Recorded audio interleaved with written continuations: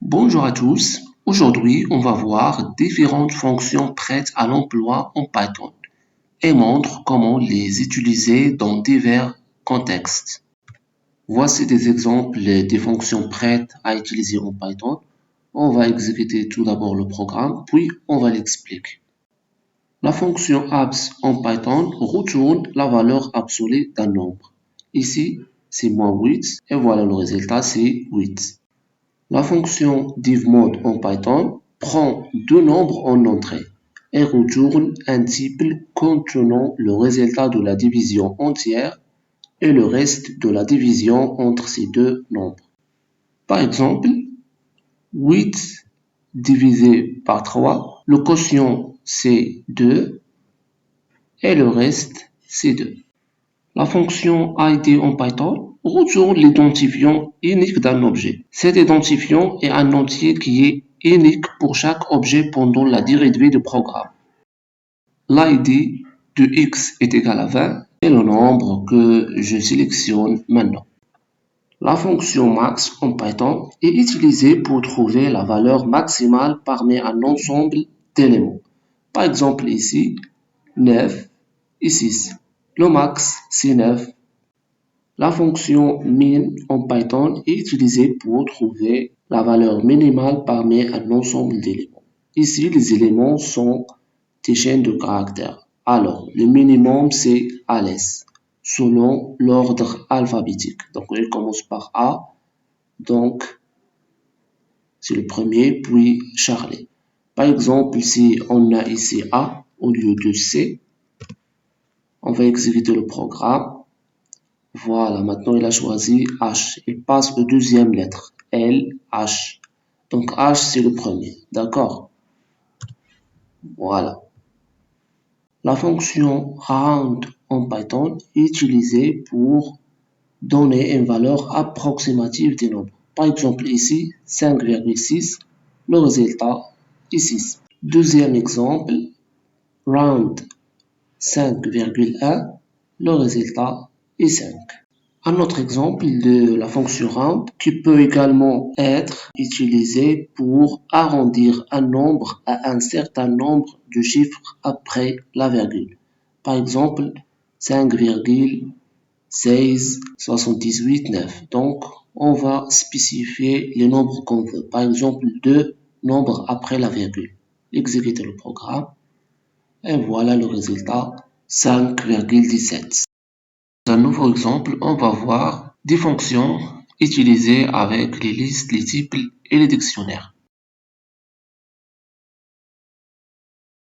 Voici l'exemple des fonctions et maintenant on va exécuter, puis on va expliquer. Alors, on a trois variables x, y et z, donc une liste, un tuple et une chaîne de caractères. Alors, la fonction liste en Python est utilisée pour créer une nouvelle liste à partir d'une séquence ou pour convertir d'autres types d'objets en liste. Par exemple, ici dans le premier cas, on va afficher liste de x. Donc, tout simplement, elle affiche la liste sans besoin d'utiliser la boucle f. Ici, la fonction liste de y, c'est-à-dire des tuples, elle a converti la tuple en liste à l'aide de la fonction list.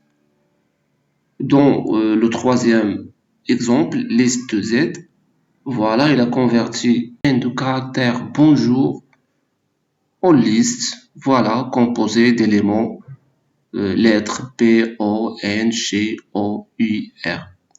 Donc c'est très facile avec la fonction list. x1 est égal enumerate de x. Qu'est-ce que ça veut dire ça? En Python, enumerate est utilisé pour énumérer les éléments d'une séquence comme une liste, un tuple ou une chaîne de caractères. En leur associant un index, il retourne un objet énumérable qui génère des tuples contenant à la fois l'index et l'élément. Voilà par exemple enumerate de x du liste x. Voilà le résultat. 6, c'est le premier élément. Voilà, donc son index est 0.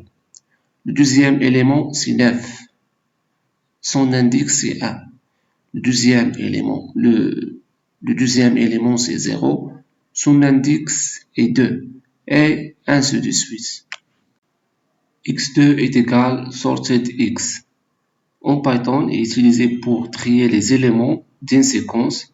Bien sûr, il lise un type ou une chaîne de caractères et renvoie une nouvelle liste contenant les éléments triés. Par exemple, x, voilà ici x.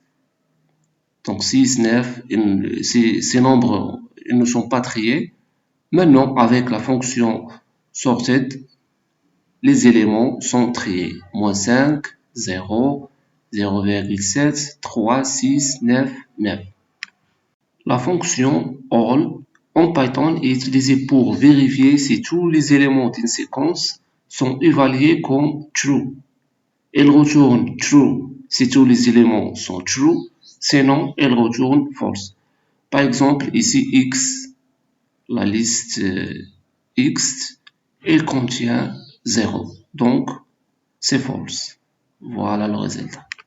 La fonction any en Python est utilisée pour vérifier si au moins un des éléments d'une séquence est évalué comme true. Donc, elle retourne true si au moins un des éléments est true. Sinon, elle retourne false. Dans x, voilà, il y a plusieurs éléments qui sont true. Donc, any est égal à true. La fonction reverse tout simplement utilisée pour renverser l'ordre des éléments dans une séquence. Voilà le résultat. Donc 0,7. Donc x ici, elle est le dernier élément, mais ici, c'est le premier, et ainsi de suite. La fonction len, elle donne, comme on a dit, la longueur de la liste. Le sum, elle va donner la sommation des éléments, c'est 22,7.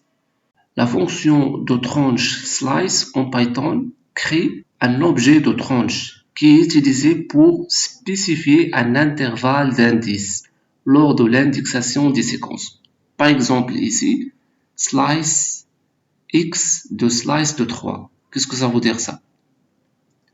Si vous avez atteint l'index 3, slice, c'est comme couper, arrêter. Par exemple 0, 1, 2, voilà 3. Donc, elle va choisir les 3 premiers éléments. Voilà le résultat. Le deuxième exemple, 2 à 4. 4, c'est x clé. Donc, 2 et 3. Index 2, 3. Voilà. 0, 1. Donc, voilà 2 et 3. C'est 0, 3. Et le dernier exemple, c'est la même chose. De 0 à 7. Le 7 est x clé, c'est-à-dire commencer de 0 à 6. Avec un pas de 2. Donc, il va sauter avec un pas de. Et voilà le résultat, c'est 6, 0, moins 5, 0,7. C'est la fin pour aujourd'hui. Merci pour votre attention et à la prochaine. À vous de jouer.